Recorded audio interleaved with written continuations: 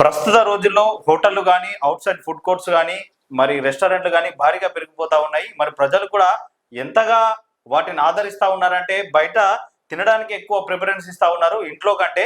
అయితే మనం చూస్తూ ఉంటాం, మనం ఉద్యోగానికి వెళ్ళేటప్పుడు లేట్ అవుతున్న సందర్భం కానీ మరి ఆఫీస్ టైం అవుతున్న సందర్భంలో కానీ మరి బయట తింటామని చెప్పేసి వెళ్ళిపోతూ ఉంటాం. అట్లానే మనం జర్నీ చేస్తున్న సమయంలో కూడా ఎక్కడన్నా బయట ఫుడ్ తీసుకోవడానికి ఎక్కువ ప్రిఫరెన్స్ ఇస్తాం. అట్లనే ఫ్యామిలీ వాళ్ళతో కానీ ఎవరైనా బంధుమిత్రులతో కానీ స్నేహితులతో కానీ మనం బయటకు వెళ్తా ఉన్నప్పుడు దాదాపుగా ఫుడ్కి ఎక్కువ ప్రిఫరెన్స్ ఇస్తూ ఉంటాం. మరి ప్రస్తుతం హైదరాబాద్ లో డేంజర్ బెల్ మోగబోతా ఉన్నది.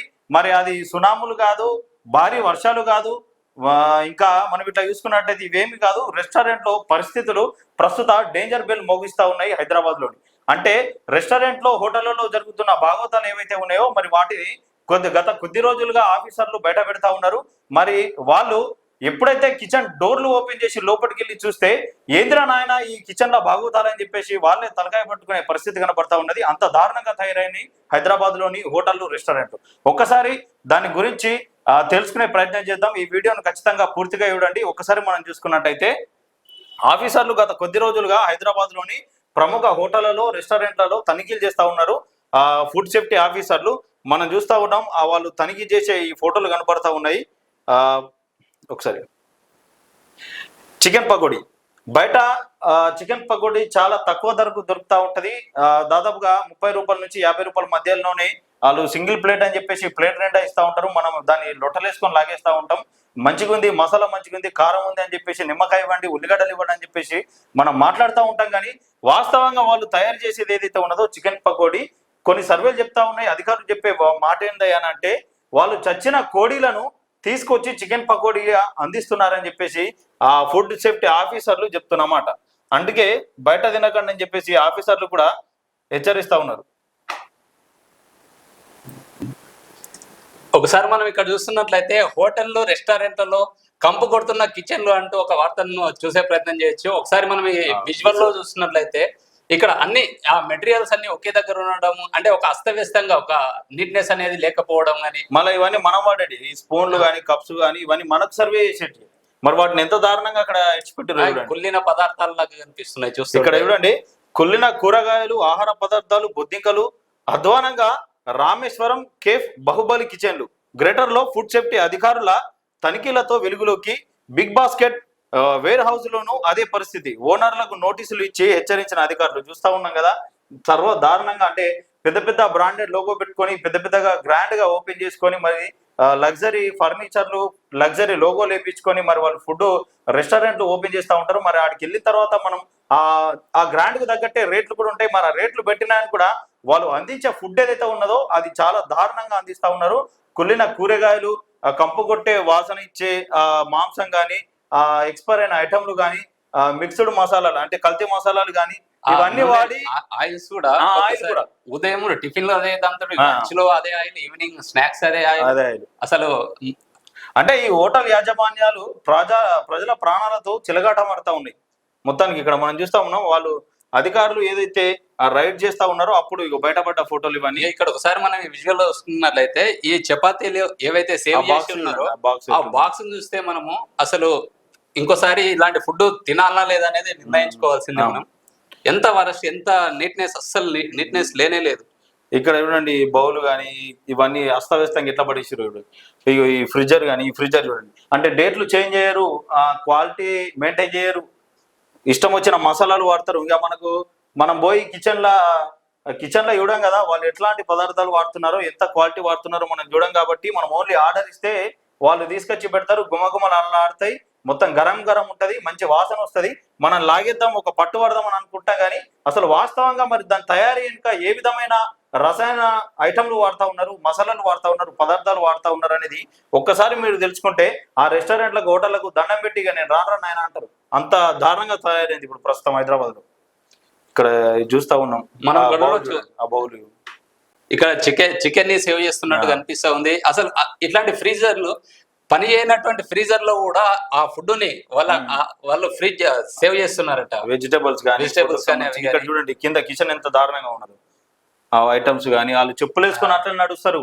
ఆ ఈగలు ఆలుతాయి, దోమలు ఆలుతాయి, చేతిలో గ్లౌజులు ఉండవు. చికెన్ ఓపెనే ఉంటది, మటన్ ఓపెనే ఉంటది.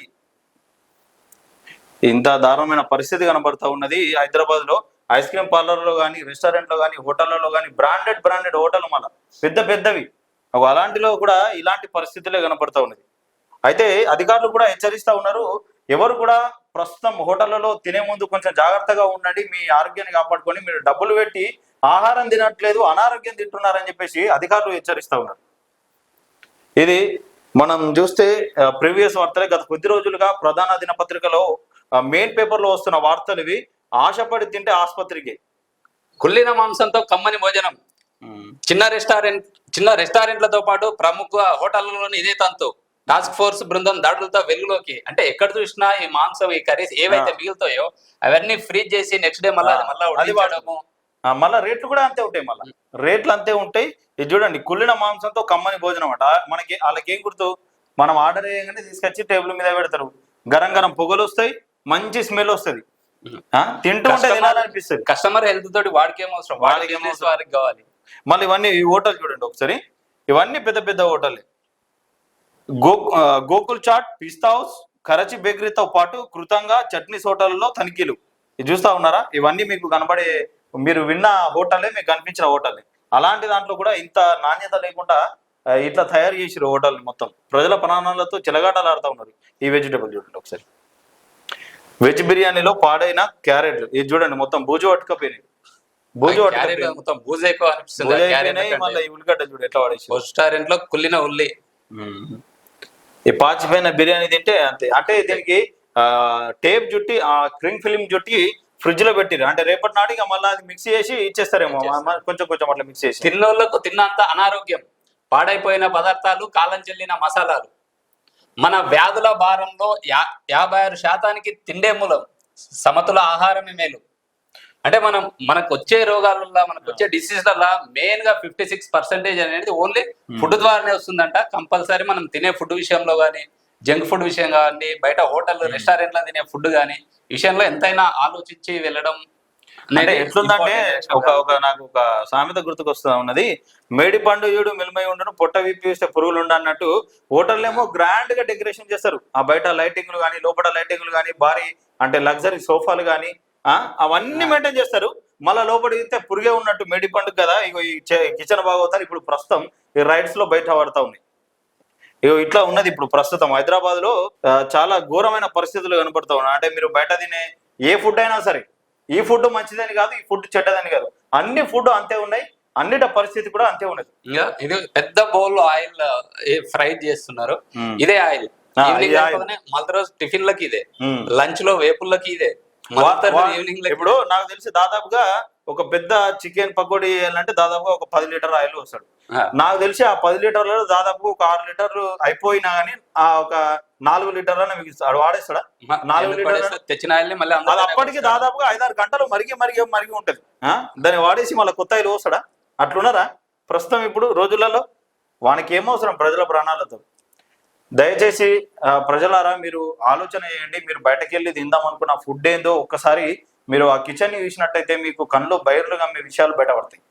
ఫుడ్ సేఫ్టీ ఆఫీసర్లు కూడా అదే విషయాన్ని చెప్తా ఉన్నారు. మీరే ఇంటి దగ్గరికి తీసుకొచ్చి మీ వస్తువులతో, మీది ఏదైతే క్వాలిటీ వస్తువులతో మీరే ఏం తినాలన్నా చేసుకొని తినడం మంచిదని చెప్పేసి ఆఫీసర్లు కూడా చెప్తా ఉన్నారు.